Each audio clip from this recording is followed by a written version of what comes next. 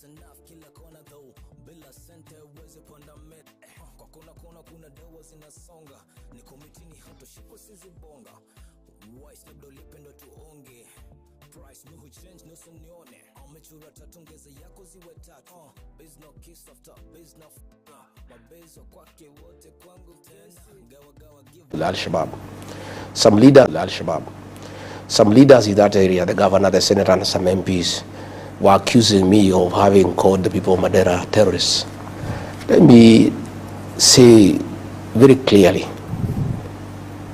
the people of Madeira are very innocent, and they have nothing to do with these accusations. The accusations are against William Ruto, not the people of Madeira.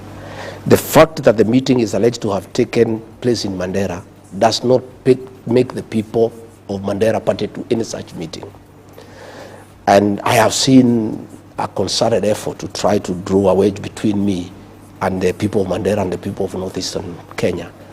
And let me take this opportunity to say that I have tremendous respect for that community. Those are very honorable people. And myself, I do business with people of the Somali community. And indeed, Yvonne, one day if you want to do business, the Somali people are very good people to do business with. Their word is like a banker's check. You don't even require written agreement. I do business with them. Where I come from in the mountain, we live with the Somali people. In fact, in a place called Nyanyuki, that is Laikipia East constituency, the Kikuyu nation there elected a Somali as member of parliament when they are only 3% of the population. Here in Kamukuji in Nairobi, the Honorable Hassan has been elected by the Mount Kenya people for more than 3 times. We have a very good working relationship with the people of northeastern Kenya, and I don't want leaders who have an issue with me as they try to defend William Ruto to drag in the people of Madeira. Okay. The people of Madeira have nothing to do with this thing.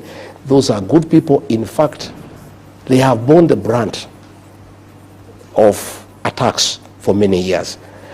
Even as we speak today, half of Mandela is occupied by forces from Jubaland. You know, and I would have expected these leaders over the weekend, the governor, the senator, the MPs, who are making a lot of noise about Rigiji, to have defended the people of Mandera from the incursions by forces from Jubaland, instead of castigating Gachagwa. So I wanted to clarify that the allegations we have made against William Ruto, he is not from Mandera, he is not Somali, he is not Muslim. Let nobody drag in the people of Mandera, the people of northeastern Kenya, from our issues with William Ruto. They should leave us alone with William Ruto to have our own war. Yeah. All right. Waswahili wanajuana na vilemba. Okay. You returned last Thursday. Yes. Earlier that week, your former party, UDA, and the Kenya Kwanza Alliance, and Raila Odinga's ODM had a joint parliamentary group meeting. And it was during this meeting that President William Ruto accused the houses, both houses of Parliament, of corruption. Now, having been a member of the executive yourself as deputy president, do you share the president's views of corruption at the Senate and the National Assembly? I share his views 100%, but he has no moral authority at all, absolutely none, to talk about corruption in Parliament, because he's the one who has corrupted Parliament day in, day out. William Ruto pays Parliament for anything that he wants to happen. The finance bill, he paid members of Parliament 200,000 shillings. They passed the finance bill, they were in trouble from the public, and when things backfired, he turned around and threw them under the bus. My own impeachment, the one you are trying to take me through again here, although I underwent that impeachment, I didn't think it was necessary for us to go through it, had nothing to do with gross violation of the Constitution. It had nothing to do with issues that were raised there. Gladys Bose-Sholei told William Ruto in a public rally, you told us to get rid of Rigiji, we did. You had it. Members of Parliament were paid 500,000. Members of the Senate were paid 10 million shillings each to impeach me by William Ruto. He is the one who has taught Parliament to be corrupt. In fact, there is nothing William Ruto does without paying money to people. he cannot now throw these MPs under the bus. And I told these MPs, I remember telling them, this man, I know him, I've been his deputy. He's an expert in use and dump. And the day you lose favor with the public because of following him blindly, he'll abandon you in high noon. What has happened, Vaughan, because I want to tell these members of parliament and put them into perspective. To start with, William Ruto was complaining not about people being bribed with 10 million. He seemed agitated that the 10 million bribe that was given did not reach the members. That's what appeared to be disturbing him. He didn't have a problem with corruption per se.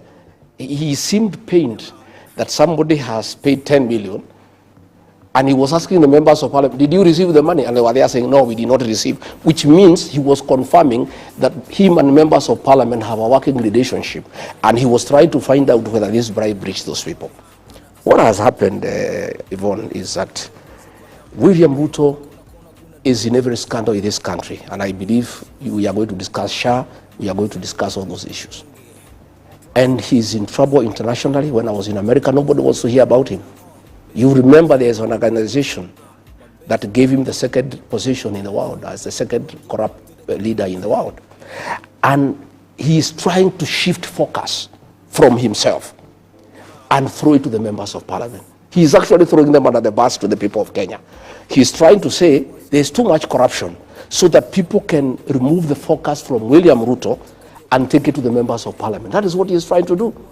And I told these members of parliament, the minute this guy realizes that you are of no use to him and you are expendable, he'll throw you under the bus. Number two, he said he is going to form a multi-agency to deal with corruption. To start with, that is wrong because we have independent institutions to deal with corruption, EACC and the DPP.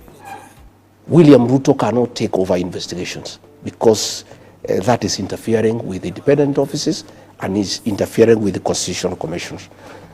But let me tell the members of parliament and senator what is happening. And they'll thank me one day. I know William Ruto like the back of my hand. I stayed with him. This is what is happening.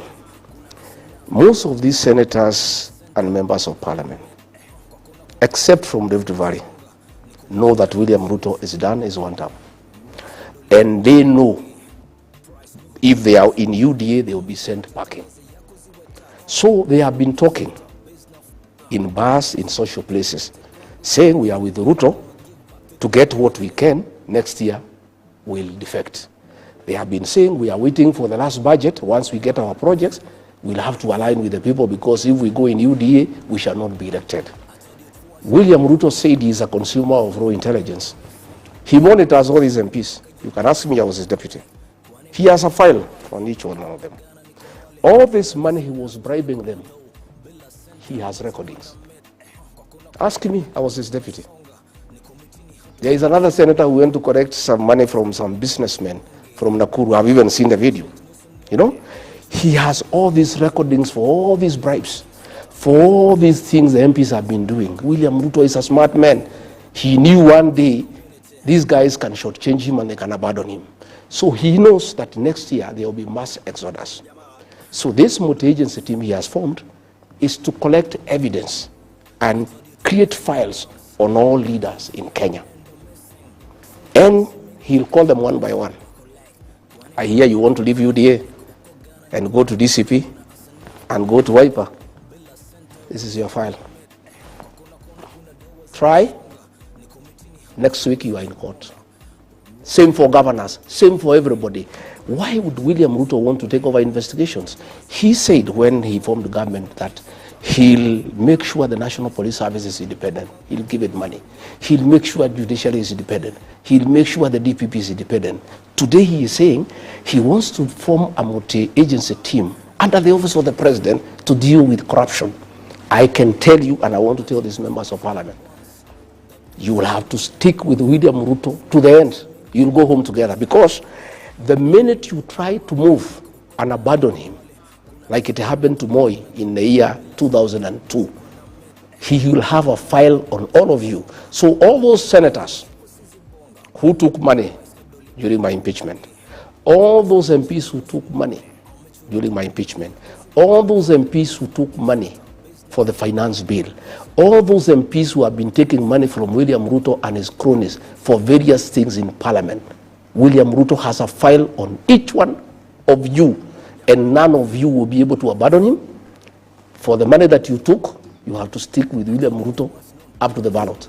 And you try, and you tell me, you have seen already, the EACC after William Ruto spoke. That is a script, you can see how good it is. The minute he spoke, the EACC said William Ruto has done that. That's done well. He says we are 4 governors now at the radar. And you see the governors at the radar. Kibani Wamatangi.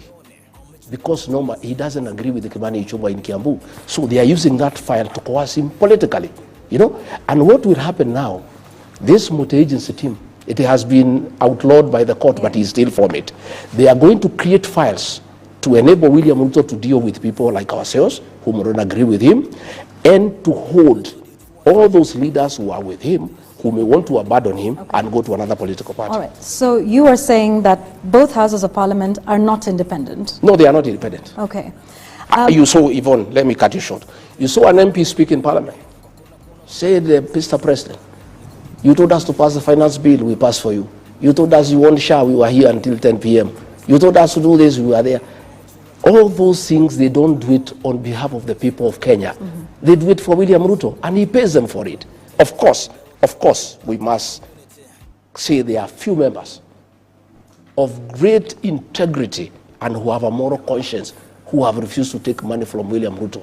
And they are all his enemies. He is harassing them using KRA, he is harassing them using DCI, and I know using this multi-agency team. All those members who refuse to take money from him are going to be on his radar. All right. Kenya Kwanza stood out for its thirst to control the Houses of Parliament. Yes. And I want to speak to you now as the person who held the position of Deputy President at the time. Didn't you, as the executive, and by you I mean yourself at the time as Deputy President, President William Ruto, as the President, and the entire executive, did you not decide who should be Speaker of the National Assembly? Was that not part of the agreement? No, we that did. You mentioned? It was in the shareholding agreement. Okay. Did you decide who should be Speaker of the Senate? Yes, it was in the shareholding agreement. Did you decide who should be Majority Leader for both houses? It was decided after the election. Did you also decide who should chair each of the committees? Yes, it was. In both houses? It was. Didn't you also cause members of the party and the alliance at that moment to attend meetings at State House to give them instructions on your agenda, what to vote for, how to vote? Yes, we did. And so the grand total of this was what? Control of the legislature by the executive? It was So why? The intention. What was the intention? The intention was to push the government's legislative agenda. Okay, so this was a push that came from the executive. Yes. Are you then now surprised that members of National Assembly and the Senate are speaking the language of the executive when you yourself were a part of the executive making these decisions, where the member of the Speaker of the Senate, the Speaker of the National Assembly, all came from the party that you rode on to power? I think it was a very good. If you are saying today that we don't have independent Houses of Parliament, aren't you then responsible for that, because this was your doing with President William Ruto? Yvonne, that's a very good observation. The intention was very noble. When we formed government, we had a manifesto, a great manifesto, bottom-up economic transformation agenda. Creating good business environment, lifting people from the bottom of the pyramid. We wanted a majority in Parliament to help us push that agenda. Okay? Where I differed with William Ruto is when we abandoned our agenda, our manifesto, and he started pursuing personal agenda. The housing levy was not part of our agenda of forcing people to pay taxes to build houses. All right. I want us to come back and we will go step by step and talk about the affordable housing levy for just a moment. Yes. And you talk about seeking to have a majority in the House to push government's agenda. Yes. That's all well and good. The Speaker of the Senate and the Speaker of the National Assembly, their role is not to push government agenda. No, their no, role is to be arbiters. Their work was to be good arbiters, right, to regulate debate, and to protect the independence of the institution. How would they do that if they were former party members and if they got those positions as part of an agreement for bringing votes to this administration? How would they be neutral? It behoves upon a speaker when he assumes that position. Justin Bidan Muturi was nominated by TNA to be speaker in 2013 and Jubilee in 2017. But that man had an impeccable record. You never saw him in a public rally doing empowerment and singing praise and worship to President Uhuru Kenyatta. Justin Muturi regulated debate and allowed everybody to speak. I'm sorry, Speaker Wetangula has become a youth winger for President Ruto. He attends empowerment meetings. He goes to sing praises to William Ruto in public meetings. Tell me a single day you saw Justin Muturi in a public rally supporting Uhuru Kenyatta or campaigning for him. What dignity spells out is that once you get the position of speaker, because you must come from somewhere, you can't come from the moon, you can't come from the air, you must come from somewhere.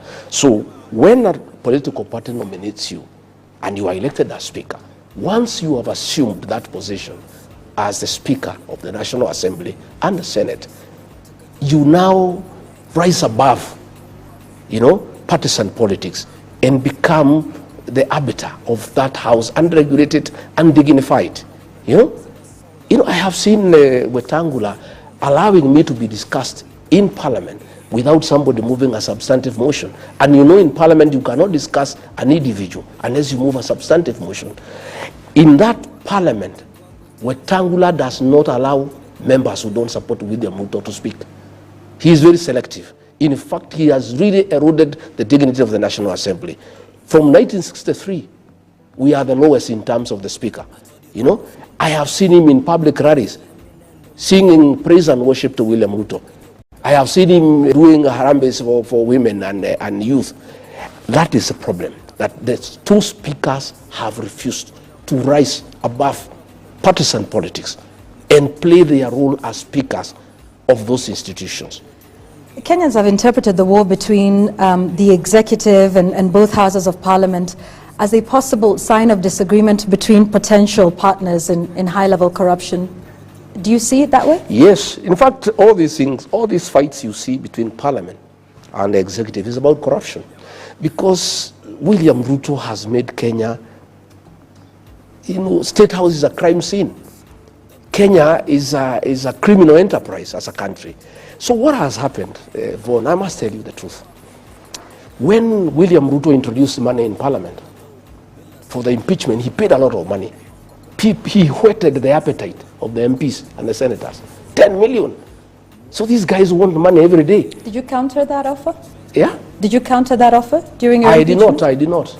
In fact, people came to me and said, Rigi, we like you, we love you, but we are being offered this. Can you give a counter offer? I said, no, I don't have the money. And even if I had, I don't think I believe in this. Just go ahead and do what you must do. Others came. In fact, there is an MP from the coast, a friend of mine, a great friend of mine. He came and showed me the messages William Ruto had sent him, threatening him to jail him if he doesn't sign for me. And he came and said, I have children, my brother, I am crying as I do this, but I have been forced. These are the messages. Another MP from South Rift, a good friend of mine, came and showed me the messages of threats and intimidation from William Ruto. In fact, Okia Omtata, that guy is a great man. When I sent word to him appealing not to participate in impeaching me, he said, I cannot impeach you. And the person I had sent, he asked, did he send you with a counter offer? He said no. He said, I will not impeach him. Had he sent you with a counter offer, I would have impeached him because I don't like corruption. What has happened is that William Ruto introduced money in Parliament. Of late, he has shifted focus to ODM and Raila Odinga. And he is spending a lot of his money now with ODM MPs. Now the MPs from Kenya Kwanza are feeling abandoned. And the money is not flowing as much as it was flowing. So they have decided to look for the money from other people. So when the ministers come, put the money here. When PSs come, put the money here. William Ruto, you started it all. Don't complain. This is your baby. You are the one who introduced high-level corruption in the National Assembly and in the Senate. You cannot turn around and condemn what you have started yourself. You are the one who told these MPs that every man and woman has a price. I heard him say it in his presence, that every man and woman has a price. So what has happened, Vaughan? Like the MPs from my backyard are in trouble. They cannot address any meeting unless they pay people. You know, this deputy president, he cannot address any meeting unless he puts people in a tent and gives them money. Now, William Ruto is not giving these MPs money anymore. They need to go to the ground and talk to people and they don't have money. So what do you expect them to do?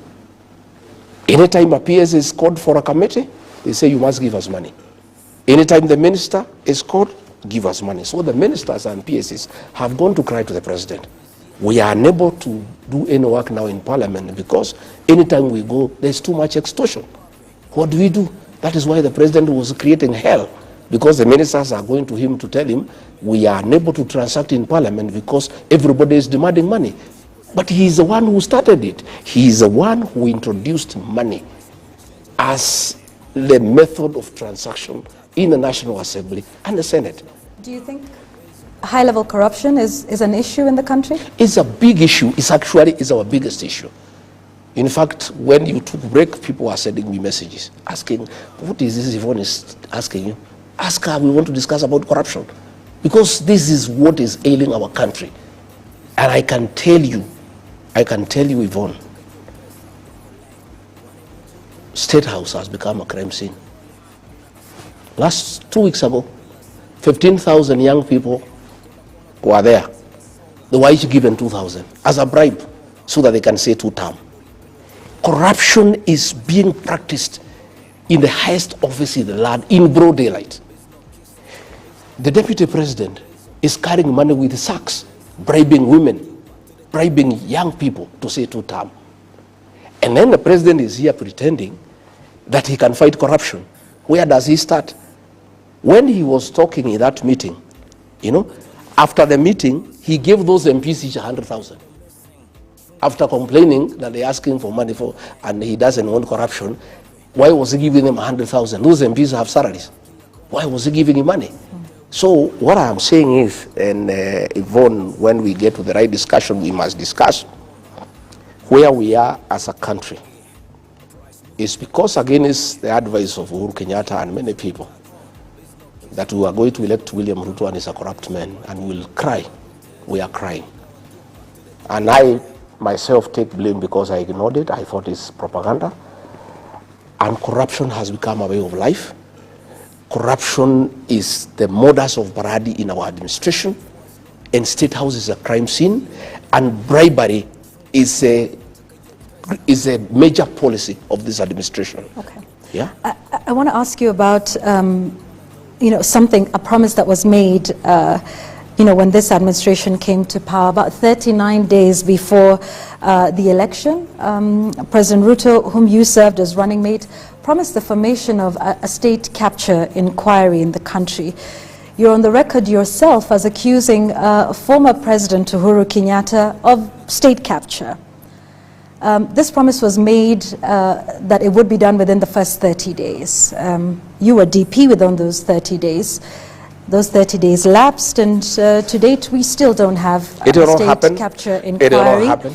What changed yours and the president's mind on this? Once we reached State House, William Ruto was no longer the same man we knew.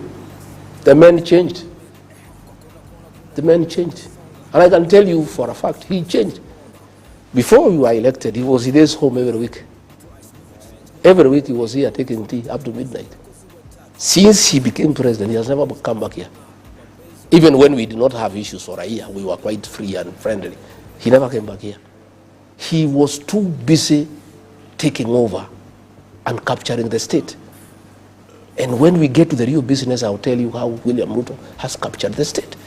So he could not agree to have a commission for state capture because he intended to do it himself. And he has perfected it and actually overdone it to a point that the country is almost crumbling, to a point where now children cannot go to school because there is no money for capitation. to a point where people now are paying money to ghost hospitals, to a point where public money is being stolen and given to the deputy president to go and bribe people in broad daylight without being ashamed. You know what is shocking me, Yvonne, is impunity. You know, a president here is talking about corruption. His deputy every day is spending 10 million every day. You know, money that of course he has not earned, money that cannot come from his salary or his businesses, and everybody knows this is stolen money. And they are doing it with brazen impunity without caring what the people of Kenya are saying. So corruption has become a way of life. So I am saying, William Ruto, please respect the people of Kenya. Don't talk about corruption again, because that is an insult. Because you are the one who is leading from the front. And you are the one who is setting the example to everybody. You are the one who has inducted members of parliament and senate into corruption. How can you then go ahead and condemn them that they are corrupt? And you say the president is usurping the powers and the authority of bodies like the EACC and the DPP? You saw the chairman of the EACC respond after the president spoke. That tells you, if the chairman of the EACC says the president has done well to allow us, it means then they are not independent. And if they allow, as they will, allow William Ruto to take over EACC and to take over the DPP office, what will happen is that we are going to see a lot of trumped-up charges against people who oppose William Ruto. Again, there is going to be a lot of blackmail to leaders to make political decisions. Okay. I want to put it to you that perhaps this is something you're saying now that you are outside of government, and that perhaps part of the proof of EACC and the DPP doing the will of the executive was in fact proven in your case. Mr. Gachagwa, shortly after the Kenya Kwanza came into office, the charges against you were dropped. The charges against then Cabinet Secretary in October 2022, Aisha Jumwa, there was a corruption case where she was accused allegedly of embezzling about 19 million shillings. There was charges against then Cabinet Secretary Mithika Linturi of attempted rape. All of those were dropped right after the election, right after you took office, right after assumption of office of these individuals. And so some would say that this is indeed proof of exactly what you're saying, that the EACC I don't know about the cases of other people. And the DPP were done in your favor. And so you are in fact a beneficiary of the executive usurping the authorities of these independent constitutional bodies. So are you saying this now because you are out of government and not a beneficiary? In my case, not true, because what happened is that the fourth administration was doing what William Ruto is doing. Okay?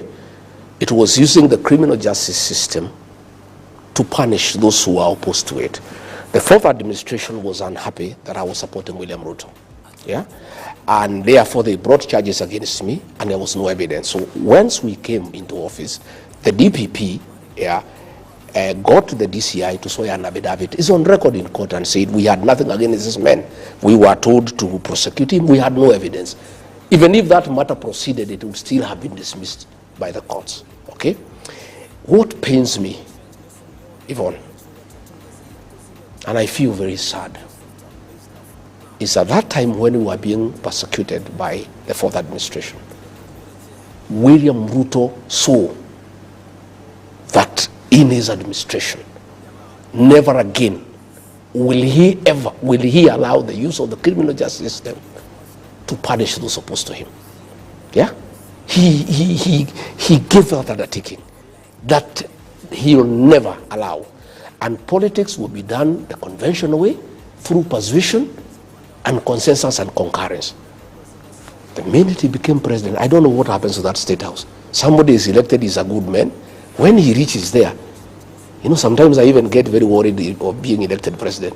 Somebody who was a reasonable person, somebody who was saying great things, somebody who was sensible, somebody who was for the rule of law, he becomes president and becomes a monster. William Ruto gave us an undertaking, in private and in public, that under his watch, in his leadership, he will never allow the use of the criminal justice system to pursue politics. That's exactly what he's doing, you know? And that's what I'm saying is, I don't believe he is the same person. You know, sometimes I think he's a double, you know, because this man used to sit with me here with Pastor Dorcas, and we pray together. And the things he said he cannot do. Kwanzaa, he said in an interview, I will never allow anybody to punish my deputy. I will never allow anybody to lack respect for him. I will never allow anybody to do to my deputy what Uhuru Kenyatta has done to me. He not only did the same, but he went ahead to do what Uhuru Kenyatta never did to him, to pay people to throw him out of office. And this is the same man. So sometimes, I don't know whether he is the same person. Sometimes I get lost. Why do you think, so you're saying the president punished you? I'm saying what he had said he would never do. He not only did it, but went ahead to throw me out of office. Why do you think he did that? Because I could not agree to many things that he was doing. He had wanted a Mr. SHA. He had wanted somebody to agree to corruption, somebody who can agree to killings of young people. I told him off. I told him no. And I said I cannot agree. All right, let's speak about some of the things that are in the country right now, Yes. and that you seemed to agree with. The Social Health Authority, SHA, something you were a big supporter of, then, now appears to be suffering a series of scandals. At least the Ministry of Health is defending itself, is defending its record, saying there is no fraud at the Social Health Authority. You sat there when this was being mooted. What was the proposal? And do you think, in hindsight, that initially I supported. Yeah. What was the idea that you supported? We had committed. Yes. We had committed in our manifesto to improve on NHIF and actually make it available to every Kenyan. And in fact, we promised to reduce the payments for elderly people from 500 shillings to 300. We went ahead to promise that those who could not pay, who had no income at all, will be covered, by the fund without having to make any contribution. Those are the things that we did. So when we came in, we got the former CS for roads, Kamau, to come and chair the board of NHIF. And he started on a process of how to reform it and make it better. And proposals were done, and it was agreed they needed to improve the system at a cost of about 800 million, to make NHIF more responsive, to make it more efficient, to serve the people of Kenya. William Ruto put a team of advisors at State House who are working parallel from the ministers. And they came up with this thing called SHA. And they said NHIF is bad, there was a lot of fraud, we must reform it and we must change it completely. And this thing was brought and we started interrogating it. Along the way, I started getting fears that this thing was a scheme to rip off the people of Kenya. And they proposed that we create a new system that will cost 104 billion Kenya shillings.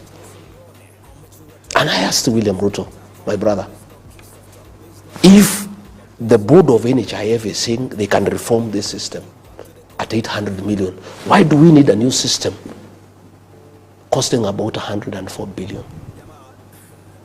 He said, no, we will do it this way. This thing was forced. That's why you had an MP say, we pass SHA for you. This thing was pushed by William Ruto. This 104 billion, Yvonne, is pure theft of public funds. It's the biggest rip-off in the history of the independent Kenya. This system does not exceed 1 billion shillings. 103 billion shillings had been stolen by William Ruto and company. And that is why it is him, because you had the MP saying, we passed you a SHA. Okay? And that's why he was saying when he was in Sagana, explaining why we deferred. Oh, did you ever hear Rigathi deferred the health system? Did you ever hear him defer the education system? Did you ever hear him talking about the housing program? I told him, give me a break.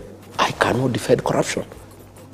I said, Mr. President, excuse me, forgive me. I could not help you to defend SHA. This is outright theft of public funds. Now, after stealing 1.4 billion shillings for Duale and Company now, the little money people have been deducted from their salaries, the little money that people are paying for SHA, this money they are sending to non-existent hospitals and stealing it. And this is the money that is doing empowerment programs by Mr. Soprano. This is the money that William Ruto is using to bribe people in State House. Where do you think this money is coming from?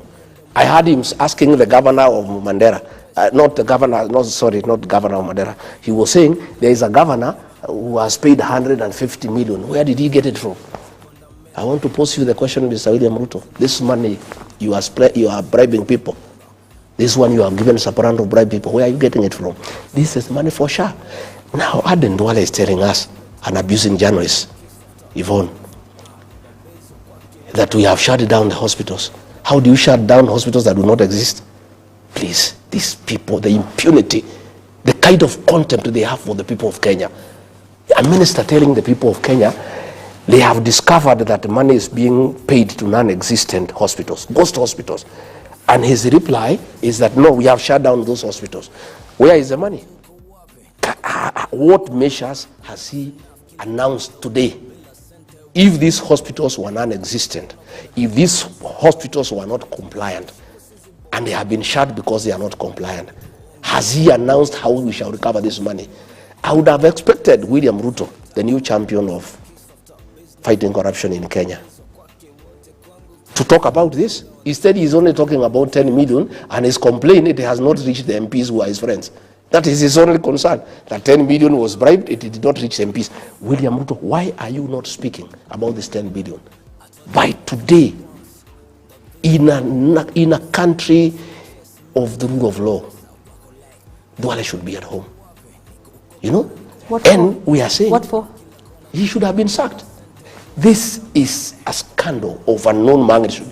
You have seen today the website for SHA, where the records were, showing who has been paid, has been stepped down, so that you people do not interrogate these hospitals. Because what would have happened? You people are very imaginative. With the list they are showing who has been paid, you would have sent your correspondents all over the country to see whether the hospitals exist. And because they don't exist, that is why they have removed, those details from the website, so that Kenyans do not interrogate, they do not audit the theft of public funds. And then there is also the affordable housing, again, something else that you touted. In fact, you were on record as telling everybody that this is something that you should pay up. What changed along the way? Initially, when I supported this program, yes. William Ruto is very convincing. He's a very convincing guy. And he's very deceptive. Extremely deceptive.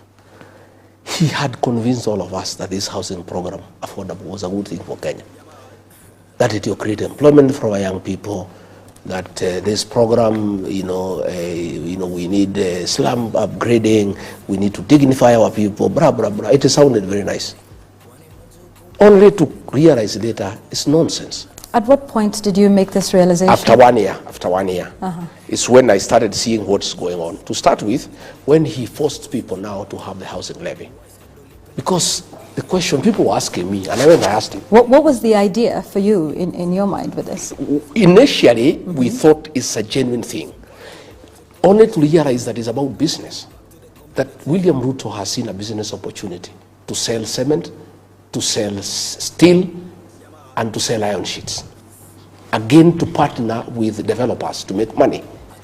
And for that program to succeed, it needed a source of money. So he had to create a housing levy so that the money is flowing. And this money has been put in Sidan Bank, a bank that he bought immediately we came into office. Okay? Sidan Bank is level 3, is tier 3. According to the central bank regulations, all money belonging to parastatals and governments must be put in Tier 1. Tier 1 is Cooperative Bank, Equity, Barclays, those big banks. But he told central bank to allow Sudan to receive money from SHA and also money from housing.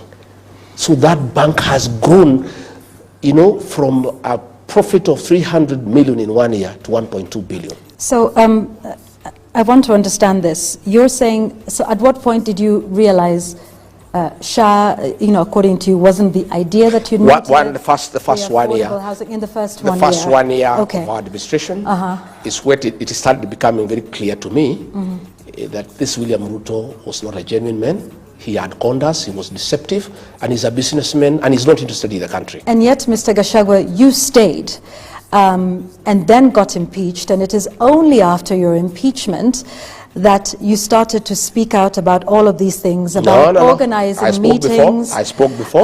So my question to you is, you say you are not a yes man, and that's why the president doesn't like you. Yes. You say you realized that, SHA and affordable housing had issues with all of these. Were you ever going to say some of these things before you were impeached? Yes. Would you have continued to serve in the administration of President William Ruto? I asked you about some of these things a little earlier. You said, well, what could I do? He was president. You could have resigned, Mr. Gachagwa, if you have such grave issues. I couldn't have resigned. Why not? The framers of the 2010 Constitution are very wise. Why did they want a president and a deputy elected? So that they can check each other. That's what I was doing. I was checking from inside until a point he couldn't stand it, and he decided to get rid of me. What happened? Mr. Gachagwa, you were not very successful with checking him. No, I was. Let me tell you. Let me now. Well, tell us. That's why. That's why. I went to cabinet and opposed the finance bill of 2024. I did. 2023. 2024. Okay. I said no, and it was put on record. And he was mad with me. And I went in public meetings asking the MPs to listen to the ground. It was a way of checking. Because when you are deputy president and there's a finance bill, and when people ask me, what do you think about this finance bill? I say, listen to the ground. The people did not want it. I told the MPs, listen to the ground. And the president was mad with me. Finally, when it came to cabinet, I went and opposed the demolitions and evictions of Nairobi River. If you remember, it was one of the charges in the Senate against me. I opposed when I was deputy president. I did not oppose when I left office, Yvonne. I opposed when I was in office. And it was a charge of insubordinating the president because of saying no. Our manifesto was clear that we shall never carry out demolitions and evictions until we have settled the people. Okay. When the Gen Z protests came, Yvonne, I want to put it on record so that we are speaking from the same page. I opposed abductions and killings. And when the president insisted, and our kids were shot and killed on June 25th, 2024, on the 26th of June, as deputy president, I called a press conference in Mombasa and castigated President William Ruto and the Director of National Intelligence Service for abductions and extrajudicial killings. I am not doing it because I'm outside, Yvonne. I was doing it from inside, and that is why the president now could not stand it anymore. In fact, it's after my press conference on June 26th is when he made a decision he must get rid of me, and it took him about 4 months. He started putting things into motion, and I told the president, I think it was on June 22nd, when I saw the operation order, what had been planned, the killings, the abductions, I went and I said, Mr. President, I am a parent, you are a parent. I have 2 young boys, you have young children. How can we kill these people simply because they are saying the finance bill is not acceptable? Why can't we listen to them? He said, my friend, you are in government, you do what we are saying. So the subsequent meeting for National Security Council, I was not invited because I would have opposed the operation. So when it happened, on June 25th, the president called a press conference at night. He did not invite me, and he said this was treasonous, these are criminals, they'll pay for it. I was mad because I knew these children were innocent, and they were simply clamoring for their rights and the rights of the people of Kenya. And what happened, Yvonne, is that nature abhors vacuum. The minute the president captured parliament, the minute he compromised Raila Odinga, there was nobody else to speak for the people of Kenya. And since nature abhors vacuum, the Gen Z just came up, because that's the way nature operates, and they started speaking for the people of Kenya. So I made a decision. I flew to Mombasa. I called a press conference, and that marked the end of the relation between me and President William Ruto. We never spoke again. We just pretend we are speaking, but we never met one-to-one. We never spoke on telephone. We were speaking on messages until the day I left office. So you cannot say, Yvonne, that I spoke because I left. I started speaking. For 1 year, I was speaking from inside. And that's why he was accusing me. You know, he was telling me to defend Adani. I told him I will not. He says, go to the TV stations and defend the university model. I said, I will not. Because the thing is not good. You know, I was in a funeral in Kitale. And the Senator for Kisii, Richard Oyonka, really attacked the government because of Adani. And I spoke last. I did not say anything. I talked about other things. I left. And the president's PA called me all manner of names. Wewe ni mujinga sana, you are very stupid. You are deputy president, you spoke last. Somebody has attacked the government and you cannot defend. What kind of a deputy are you? I said, my friend, tell the president to call me and tell him I cannot defend corruption. Adani is corruption, I will not defend. Then he said, utatuona. The rest is history. Yvonne, I am a credible man, I'm a man of honor. And I was prepared to face the consequences of standing with what is right and what is true. I want us to speak about those protests for a moment and the state of rule of law and order in the country. Since those protests, there have been the abductions, there have been the killings, and there's also now an attempt at charging some of those who were involved in the protests using terror charges in the terror charge sheet. What are your thoughts as to where we are now, the state of the nation now, following the protests, in terms of, the state of the rule of law? There's been talk and questions of having dialogue at this point. What is your thought on the state of rule of law following, everything we've seen with the protests in the country, and what the way forward or the way out of that impasse looks like? Yvonne, I saw the president gazetting Katiba Day, and I was flabbergasted as to how foolish William Ruto think the people of Kenya are. Katiba Day? He has violated the constitution from the first chapter to the last one. Freedoms in the Bill of Rights have been taken away from the people of Kenya. These young people who were abducted, they were within their constitutional right to question government. Yet, and I have said many times, when the Gen Z started becoming very vocal, the president authorized the formation of a killer squad of 101 officers from the administration police who were seconded to the National Intelligence Service and given very high-skilled training in abductions, killings, and cover-up. And that is a squad that has caused havoc in this country. And it works under the National Intelligence Service. It was authorized by William Ruto. That is a squad that is responsible for gross violation of human rights.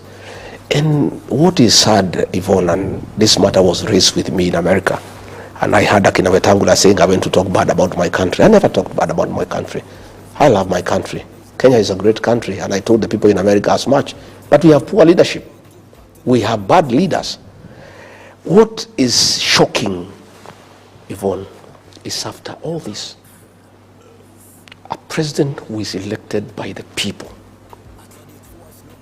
a country with a constitution, a country that has a very strong Bill of Rights, can publicly issue orders for people to be shot in the leg and then taken to the hospital on their way to jail.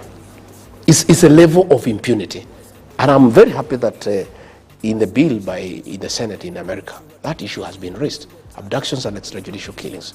Yeah? So, what is happening again when we had the last protest and Sabasaba.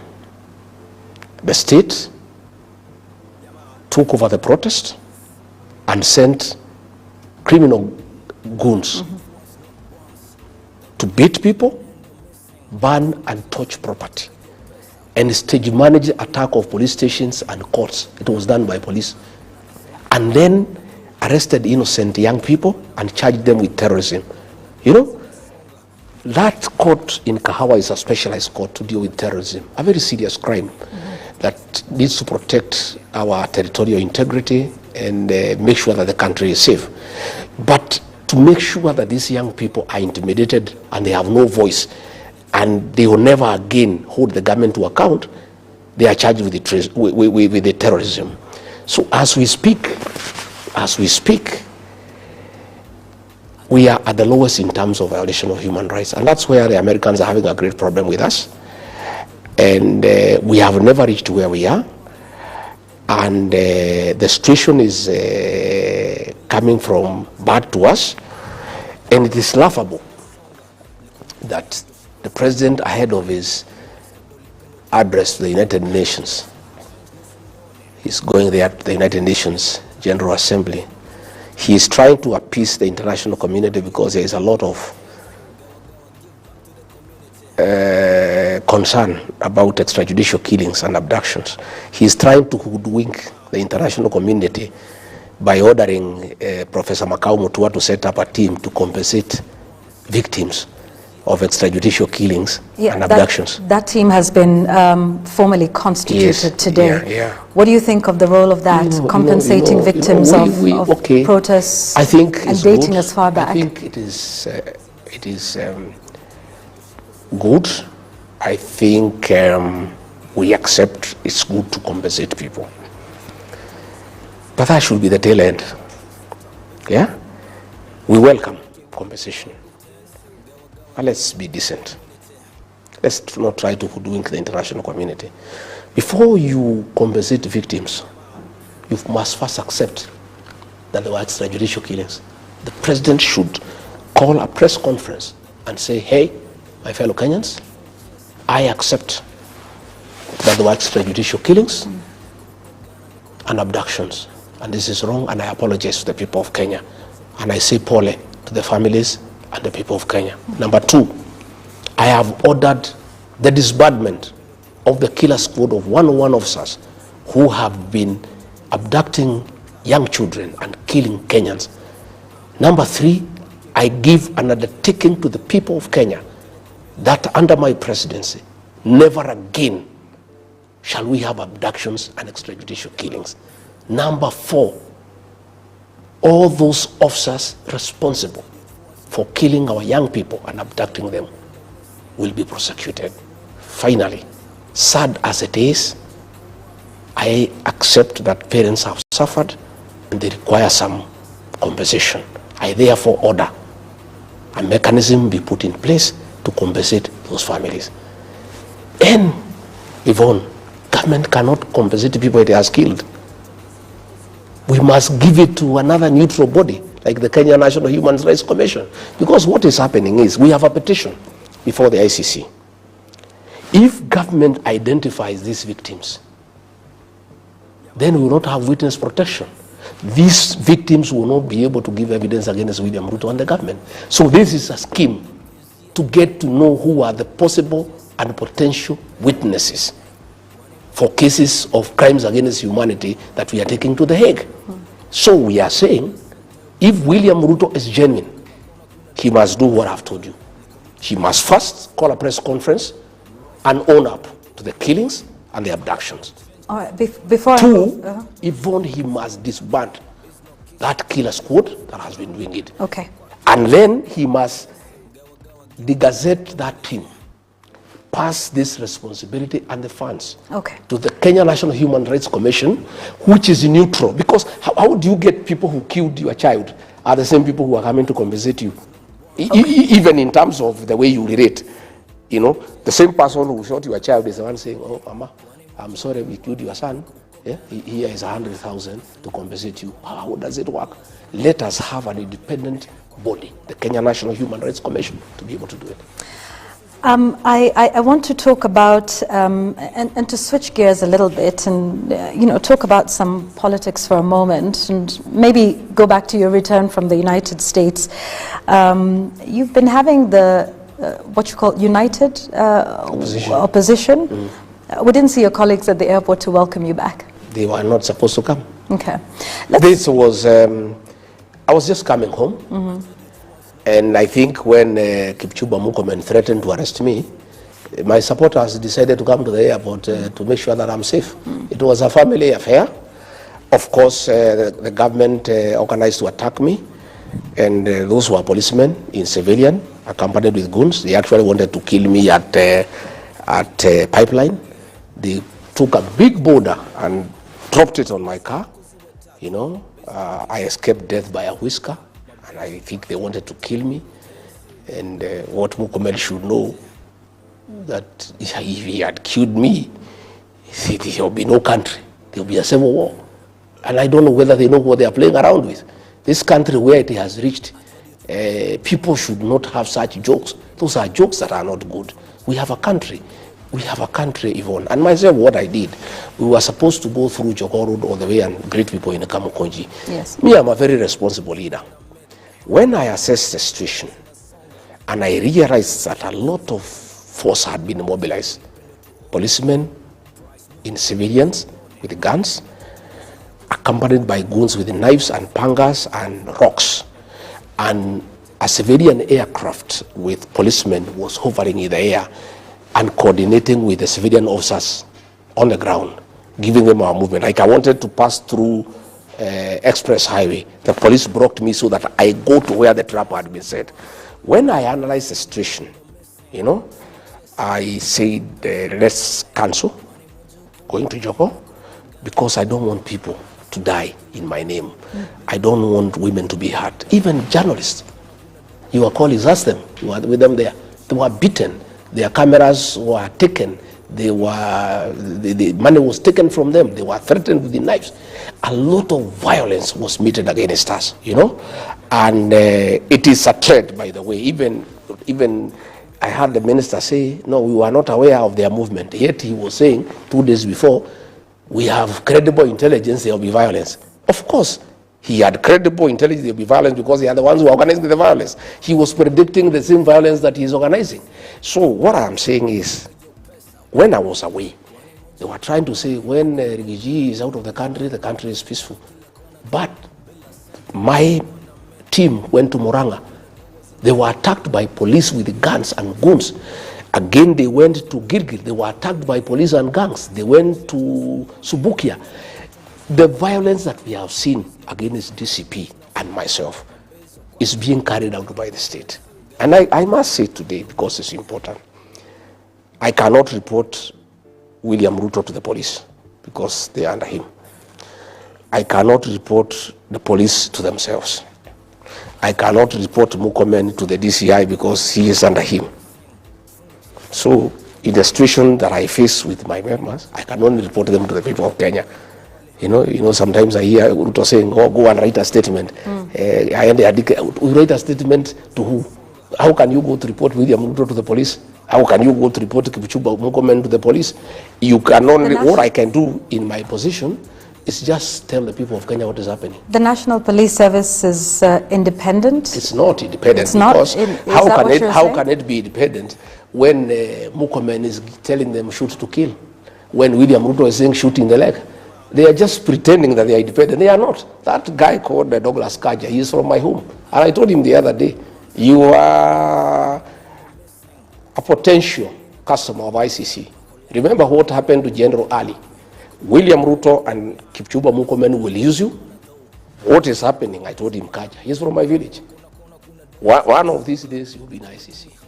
I want to tell these county commanders in Nairobi and elsewhere that we have set up a team to document all these violent activities. We have, like now what happened in Nairobi, we have documented it. The county commander, Nairobi, the sub-county commander, Embakasi, when we form government, they'll have to answer. Because why are they allowing police and goons to attack people? The county commander, Murang'a, the sub-county commander Kegumo, the sub-county commander Gilgil, Subukia. We are documenting all these excesses. When this administration goes, and it will go, I want to assure you, there's a new administration. You will be held to account. So, and what happened in Central Police Station is a living example and testimony. The DIG Langat told people to torture Albert Ojwang. DIG has been absolved from blame. He's going back to work this week. The OCS, Central Police Station, the sergeant on duty, the corporal on duty are facing murder charges. I want to use this opportunity tonight to talk to our police officers. I want to talk to you as a father, as a leader in this country. Please stop being misused by William Ruto and Murkomen to do unlawful things because you'll answer. I want to ask our policemen to always be guided by 4 documents in the pursuit, in the course of their duty. The Constitution of Kenya 2010, the Penal Code Chapter 6.3, the Criminal Procedure Code Cap 7.5, and the Evidence Act Cap 8.0. With those 4 documents, you can hold your ground. And even if your senior tells you to do something that is not covered by those 4 documents, you can stand your ground. Okay. But I want to say, if the government has decided to stop the one-term movement, they want to assassinate Rigathi Gachagua by using police in civilians and then blame it on goons, because I can see the pattern. What they have done, Yvonne, if you allow me, I've been attacked now 7 times.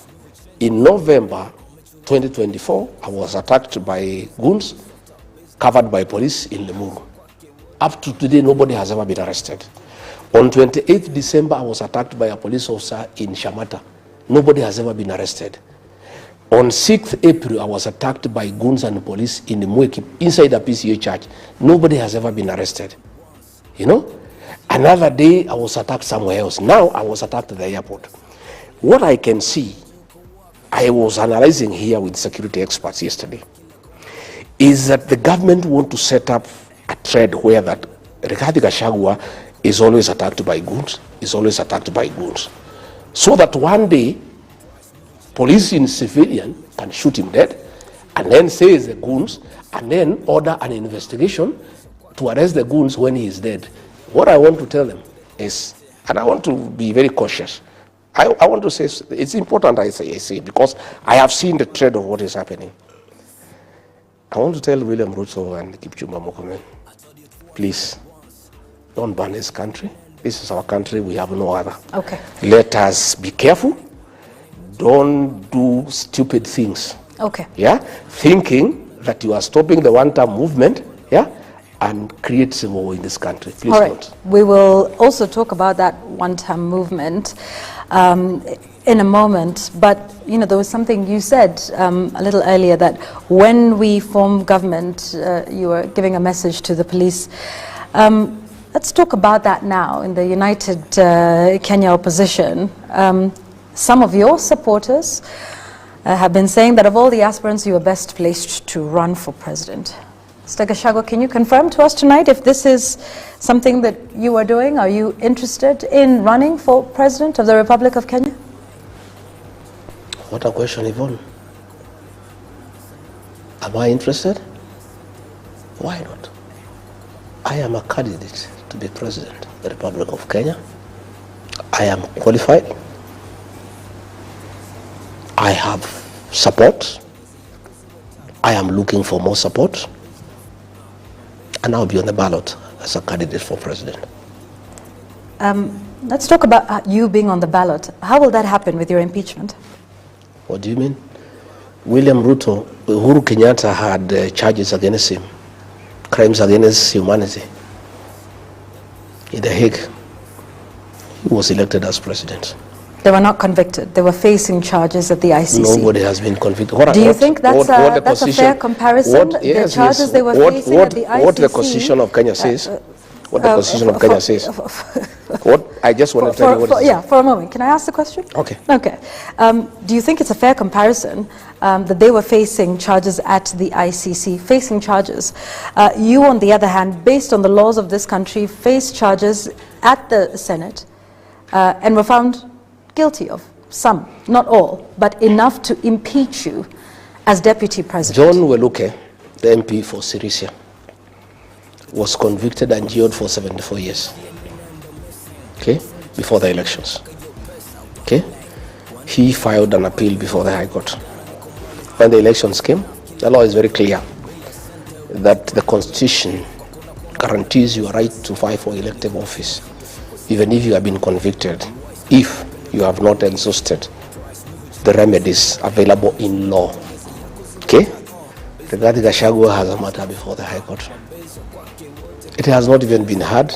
It needs to go to the High Court, Court of Appeal, the Supreme Court, until the Supreme Court says Rigathi Gachagua was impeached properly.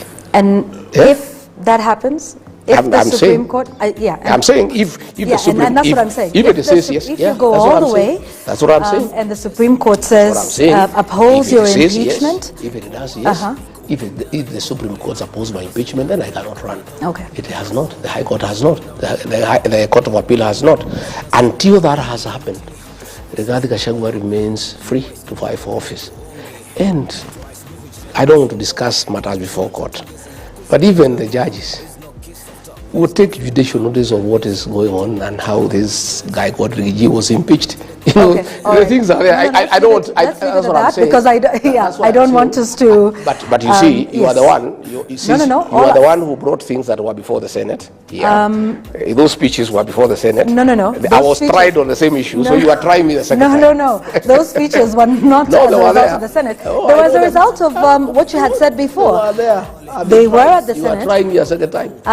Was I trying you a second time? Because you were asking me to make comments on matters I've already made comments before. No, we're holding you to account for statements that you make, Mr. Rigathi. Before I exhaust all the remedies available to me by law, and you know the law is very good. It gives somebody enough remedies so that you get fairness. Fairness, let me tell you what they say in law. They say it is okay for a guilty person to be freed, but it's unacceptable for an innocent man to be jailed. And we shall wait to see what the court say about that. That's why there are four mechanisms. Okay, I want us to leave it at that. Yes. And we wait to see what happens in the court of law and how far you take the process. But I want to hear your views on your other colleagues in the United Opposition who've also expressed interest in the top seat. What are your thoughts on Kalonzo Musyoka, the party leader of Wiper Democratic? He's a good man. He's a good leader. Then he has a capacity to lead this country. Yeah. If I'm not chosen to be the flag bearer for whatever reason, I would have no issue, absolutely none, in supporting him to be president. What of Ms. Martha Karua? Same. Kalonzo Musyoka, Martha Karua, Fred Matiang'i, Eugene Wamalwa are all competent and capable leaders who can give good leadership to this country. And when we agree, because we have agreed that along the way, all the contenders will have to sit down and agree on one to be our flag bearer. I pray and hope that I'll be one, because I think I have the drive and the strategies and the numbers. And knowing William Ruto, because I know him well, I think I'm the guy who is best suited to take this guy home. Is unity possible? So, in case, Is unity possible? It's not. Or will we see everyone pulling in their own direction? It's a must. We have no choice. The people of Kenya have told us, in one certain time, they don't care who. They want one candidate to face William Ruto. We have a responsibility to restore this country. We have a responsibility to bring an end to extrajudicial killings and abductions. We have a responsibility to bring an end to corruption and misappropriation of public funds. And that can only happen when William Ruto is one term. And for that to happen, we need to produce one candidate to face him.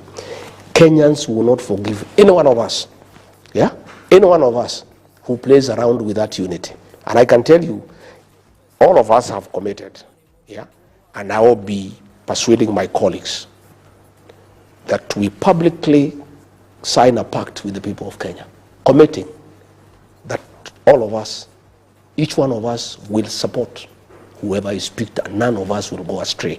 So that whoever goes astray, yeah, will be a traitor to the Kenyan cause. So there will be unity, there will be one candidate, and I believe and I trust that candidate is the man seated opposite you tonight. Let's talk about that election that would, the general election in 2027. We now have a fully constituted Independent Electoral Boundaries Commission. What are your thoughts around the commission? Are you confident that they have the capability and the capacity to run a free and fair process? And we'll come back and talk about the by-elections in a moment, but I just want your first thoughts on the commission, the new commission. I am not very happy with the way it was picked, but nevertheless, it's in place. What aren't you happy with? Because there wasn't, I could see there was some consultation between Raila Odinga and William Ruto, who were on the same side, and therefore there was no concurrence with other people. But be as it may, the way I understand the Kenyan politics, and by the way, I'm a student of political science, and I've been around for a while in all these elections. I did my vast voting, I think, in 1979, and I participated in all these elections. And when electoral laws were changed such that votes are counted at the polling station, and the ruling by the Supreme Court in 2013 that polling station results are final, it made rigging of elections next to impossible. I want to assure the people of Kenya that nobody can steal our elections. And all we ask the IBC commissioners is to fast track and hasten voter registration and do good preparation for the general election and make sure that they make all the materials available and they put all the logistics that are required into place. And that is their role. The rest they leave it to Kenyans. Kenyans will wake up early and they will make a decisive decision. And I don't think anybody will interfere with the will of the people. All right. Before the general election, there are some by-elections that are coming up. Is DCP planning to field candidates? Yeah. DCP is a national party and will participate in our elections, including Banisa in Mandera. Yeah. All that talk you saw in Mandera was trying to discredit me and DCP in Banisa because our candidate, Adan Mohammed, is a leading candidate. And the people of Banisa want to elect a DCP candidate because they want somebody who can speak for them. Because UDA people are praise and worship choir members of William Ruto. And we have a candidate in Bere North. We'll have a candidate in Magarini. We'll have a candidate in Malava. We have several wards across the country. We have a constituency in Ubuja, in Siaya. We are going to have candidates in all those elections, and we are going to put up a hard fight. Yeah. President Ruto has pushed back on your campaign, your one-term campaign, saying your only interest is to remove him from office and that you're not offering an alternative. Of course, he's on record as saying, okay, so one term, then what? Do you think he raises a valid point about you actually offering an alternative beyond the slogan, one term? Vaughn, did you expect William Ruto to give us a hug for wanting to remove him from office? Of course, he can't give us a hug. He knows one term is lethal. And he's complaining about slogan gearing. He's calling it slogans. His people are trying slogans of two-term. What we are saying is, Yvonne, if you go to hospital and you are feeling unwell,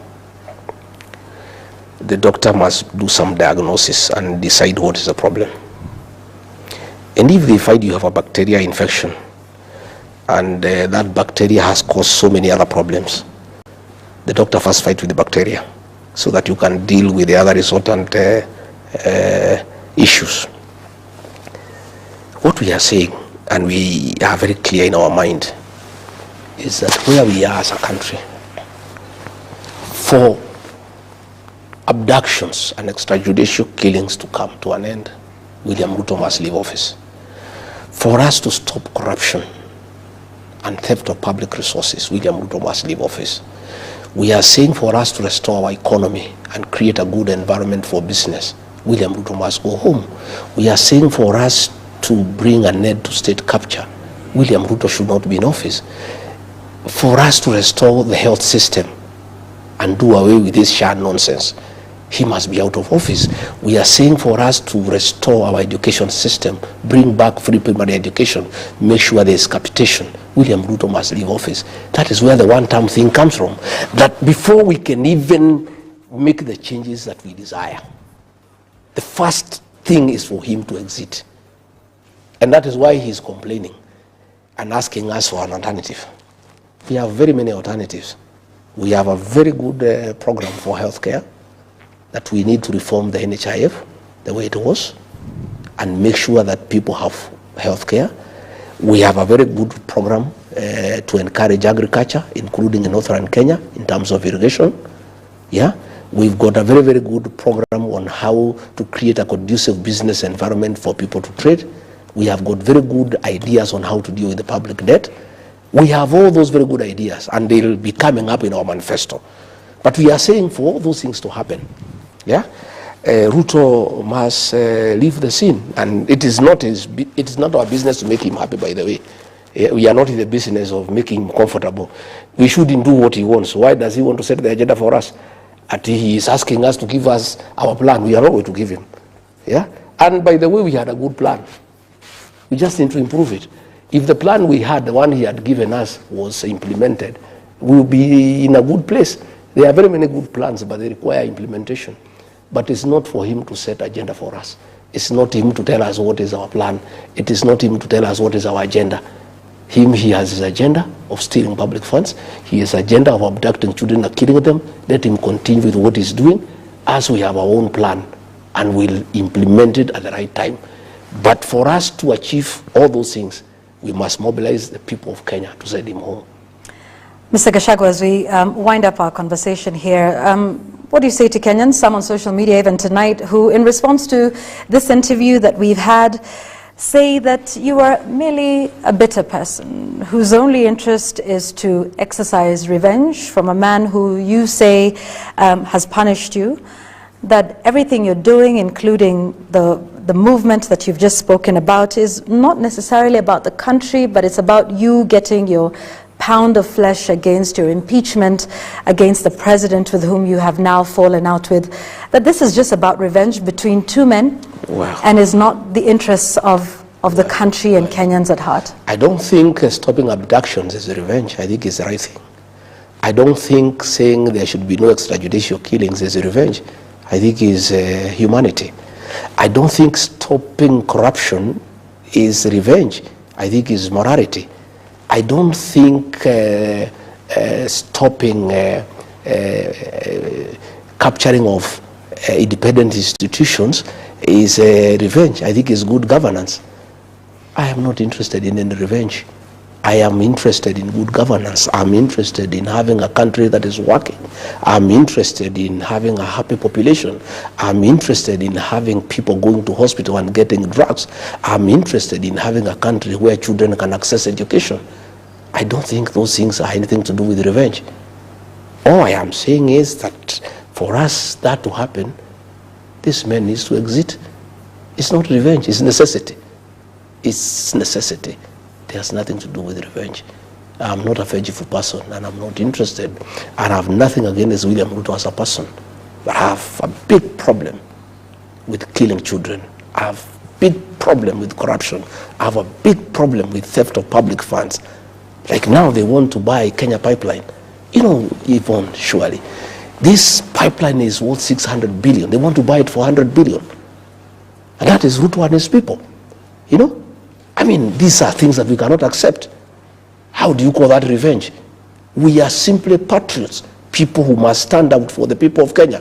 Here in Rongai, Yvonne, the community gave 158 acres of land to the PCA church many years back to hold in trust for community, for public amenities. The PCA church have been doing it. William Ruto has gone there and without any public participation, without talking to the church, hived 40 acres to put up 2,000 units affordable housing. And it's not even affordable housing, they are commercial houses by private developers. We cannot accept that. His own family, they have gone there. They want to put up a private stadium, one of his sons. We cannot accept that. How do you call that revenge? I am simply a courageous leader who is standing up for the people of Kenya. And not many people are courageous. Let me tell you, Yvonne, what I have undergone myself, the humiliation, the persecution, the brutal attacks by police and goons, not many people can stand it. You know, I'm a man of a kind, but I've decided to do it for my country. And not for my community, for my country. Because somebody must do it. Somebody must stand out and say, no, this is not acceptable. You know? And since now, Raila was compromised. Parliament has been captured. Senate has been captured. Some character somewhere must stand up and say, no, we must stand up for the people of Kenya. That is what I'm doing. A closing statement from you, Mr. Gachagwa? Yeah? Your closing thoughts? I want to say, I have seen our sugar factories in Western Kenya, Nzoia, Mumias, Chemil, they have all been leased. People have been rendered redundancy, and the sugar industry has collapsed. Bomas of Kenya has been leased to some Asians, you know, and Bomas of Kenya is a cultural heritage. Now we are giving to Asians to run our own culture, you know. Everything is being leased, and when you ask William Ruto, he is saying, because of mismanagement, we must lease everything to people who can manage them properly.